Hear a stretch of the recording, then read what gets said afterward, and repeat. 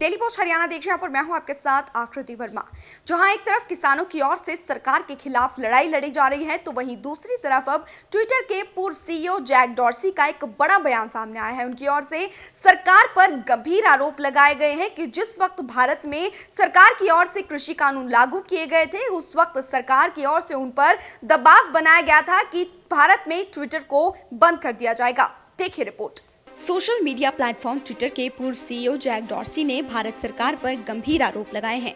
उन्होंने दावा किया है कि भारत सरकार की तरफ से उन पर दबाव बनाया गया था और ट्विटर को भारत में बंद करने की भी धमकी दी गई थी, जिस वक्त भारत में किसान आंदोलन चल रहा था।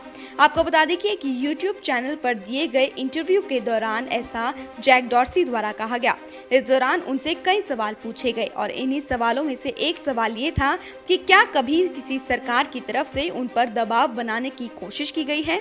इसके जवाब में डॉर्सी ने बताया कि ऐसा कई बार हुआ है और डॉर्सी ने भारत का उदाहरण दिया।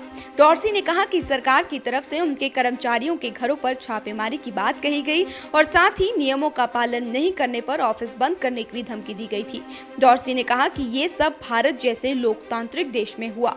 तो वहीं अब दूसरी तरफ ट्विटर के को-फाउंडर और पूर्व सीईओ जैक डॉर्सी के बयान पर किसान नेता राकेश टिकैत ने बयान दिया। टिकैत ने कहा कि उस समय हमें भी जानकारी थी कि किसान आंदोलन की जितनी पहुंच फेसबुक और ट्विटर पर आनी चाहिए वो नहीं आ रही थी। ये सरकार स्थानीय स्तर पर इसे रोकने का प्रयास करते थे, जिसके बारे में जैक डॉर्सी ने स्पष्ट कर कहा। उन्होंने ठीक कहा, भारत सरकार ने कई प्रयास किए होंगे।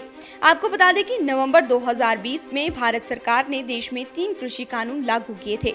हालांकि कानून लागू होने के साथ ही उनका विरोध भी होना शुरू हो गया था और 1 साल तक देश भर में जगह जगह विरोध प्रदर्शन और धरने चले थे। लेकिन आखिरकार 1 साल के बाद यानी नवंबर 2021 में केंद्र सरकार ने तीनों कृषि कानूनों को वापस ले लिया। विरोध प्रदर्शन के दौरान सोशल मीडिया पर सरकार को खूब आलोचना झेलनी पड़ी, जिसके बाद अब एक बार फिर से किसान आंदोलन की राह पर और सरकार के खिलाफ चल पड़े हैं।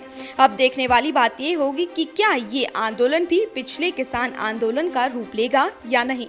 Bureau report, daily post Haryana. Daily post Haryana देख रहे हैं पर मैं हूं आपके साथ आकृति वर्मा।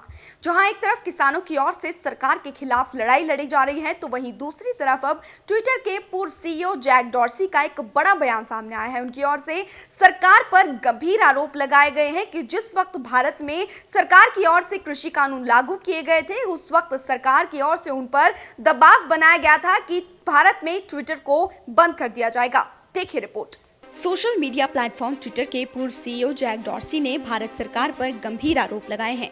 उन्होंने दावा किया है कि भारत सरकार की तरफ से उन पर दबाव बनाया गया था और ट्विटर को भारत में बंद करने की भी धमकी दी गई थी, जिस वक्त भारत में किसान आंदोलन चल रहा था।